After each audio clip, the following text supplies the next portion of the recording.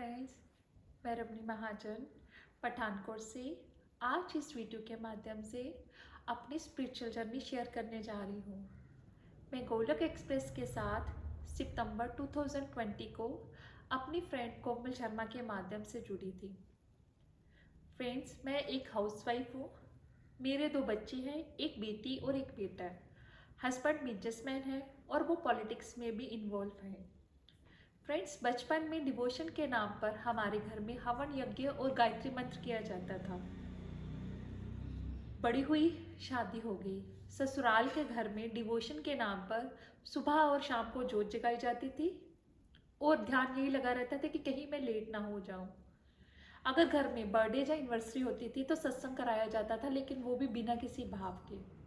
फिर एक दिन मेरे घर में मेरी फ्रेंड कोमल शर्मा आई। उसने ना ऑनलाइन सत्संग लगाया हुआ था। उसने मुझे ज़बरदस्ती सत्संग सुनने के लिए बोला।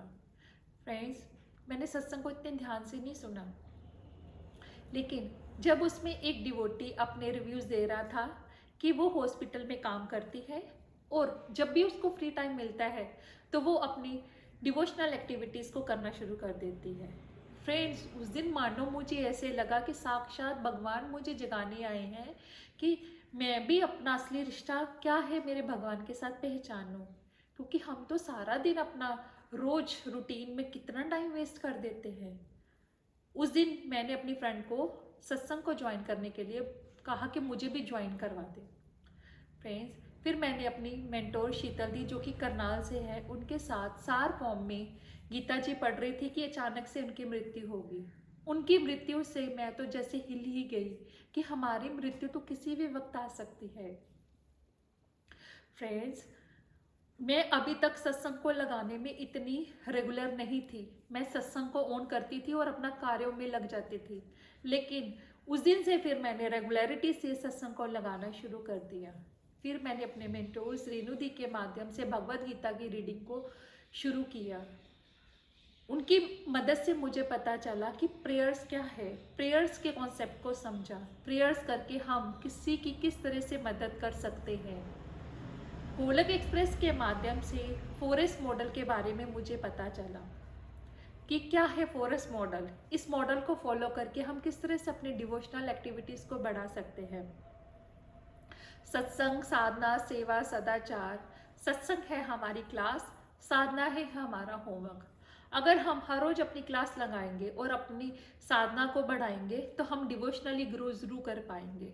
साधना हम नाम जप के द्वारा, भोग लगाकर, एकादशी का व्रत रखकर, लड्डू का श्रृंगार कर सकते हैं। सेवा, सेवा क्या है? फ्रेंड्स, जब मैं गोलोक एक्सप्रेस के साथ नहीं जुड़ी थी तो मुझे लगता था कि सेवा करने के लिए मंदिर और गुरुद्वारे में ही जाकर सेवा कर सकते हैं, लेकिन अब मुझे पता चला कि हम घर में ही अपने परिवार के सदस्यों की सेवा कर सकते हैं। जो हमारे प्रभु ने हमें ड्यूटी दी है उसको निमित्त भाव से सेवा कर सकते हैं और सदाचार फिर अपने आप ही आ जाएगा। गोलोक एक्सप्रेस के साथ जुड़कर मुझे ABCD मॉडल के बारे में पता चला और मैंने अपनी डिवोशनल एक्टिविटीज़ को बढ़ाया। मुझे पता चला कि मैंने किस तरह से अपनी डिस्ट्रक्टिव एक्टिविटी को पहचानना है और उसको डिवोशन में कन्वर्ट करना है।